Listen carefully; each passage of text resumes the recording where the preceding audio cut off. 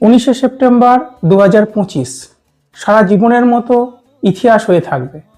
এই দিন সমুদ্রের ঢেউ শুধু একজন মানুষকেই নয়, পুরো আসামের আওয়াজকেই ডুবিয়ে নিয়ে যায়। একটি কণ্ঠ, একটি আবেগ, যা কেবল আসাম নয়, পুরো ভারতবাসীর হৃদয় জিতে নিয়েছিল। তিনি জুবিন গর্গ। বলিউড থেকে টলিউড, তার সুরের জাদুতে ছিল মগ্ন লক্ষ লক্ষ মানুষ। 40টি ভাষাতে 38,000-এরও বেশি গান গেয়েছিলেন তিনি। 1992 সালে তার প্রথম অ্যালবাম অনামিকা দিয়ে গানের জগতে প্রবেশ হয়। কিন্তু সেই প্রিয়শিল্পীর জীবনবাসন ঘটল এমন এক মর্মান্তিক পরিস্থিতিতে, যা জন্ম দিয়েছে এক গভীর রহস্য। সিঙ্গাপুরের সমুদ্রে সেদিন ঠিক কি হয়েছিল? জুবিনের দুবার পোস্টমর্টম হয়, কিন্তু এখনো তার মৃত্যু নিয়ে ধোঁয়াশা বয়ে যায়। সত্যিই কি তার মৃত্যু হয়েছিল, নাকি হত্যা?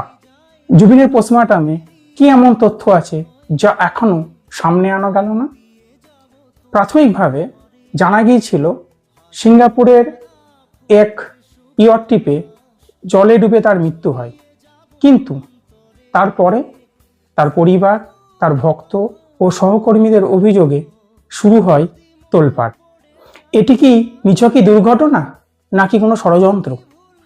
নর্থ ইস্ট ইন্ডিয়া ফেস্টিভ্যালে যোগ দিতে সিঙ্গাপুরে গিয়েছিলেন জুবিন, আর সেখানেই লেজার্স দ্বীপের কাছে ইয়ট টিপে ঘটে যায় তার মৃত্যু। প্রাথমিকভাবে সিঙ্গাপুর কর্তৃপক্ষ মৃত্যুর কারণ হিসাবে জলে ডুবে যাওয়াকেই উল্লেখ করেছেন, কিন্তু প্রথম থেকেই তার মৃত্যুকে স্বাভাবিকভাবে মেনে নিতে পারেননি তার স্ত্রী গরিমা গর্গ এবং তার ভক্তরা। জুবিনের ছিল মৃগীর সমস্যা। ডাক্তার তাকে জল ও আগুন থেকে দূরে থাকতে বলেছিলেন। তাহলে কেন লাইফ জ্যাকেট ছাড়া সমুদ্রের মাঝে নিয়ে যাওয়া হয় তাকে? এই প্রশ্ন তো রয়েই যায়। অভিযোগ উঠতেই নড়ে চড়ে বসে আসাম প্রশাসন। রাজ্যের মুখ্যমন্ত্রী হেমন্ত বিশ্ব শর্মা সিআইডিকে তদন্তভার দেন এবং এসআইটি গঠন করে তদন্ত শুরু করলে আরও ভয়ঙ্কর তথ্য উঠে আসে। জুবিনের ব্যান্ডমেট শেখরজ্যোতি গোস্বামী তদন্তকারী সংস্থাকে জানান জুবিনকে বিষ প্রয়োগ করা হতে পারে। গোস্বামী আরও জানান, যখন জুবিন শ্বাস নিতে কষ্ট পাচ্ছিল, তখন তার নাক মুখ দিয়ে ফেনা বার হচ্ছিল।